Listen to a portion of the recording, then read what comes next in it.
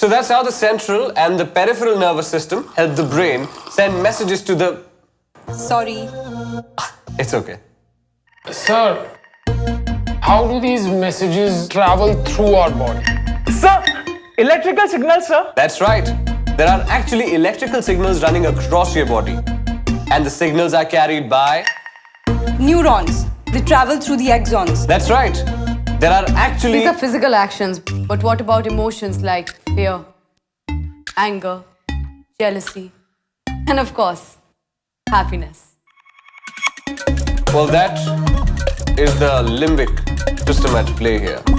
For example, we have a quiz tomorrow. You are nervous. Your brain is telling you to be nervous. All right, guys, that's it for today.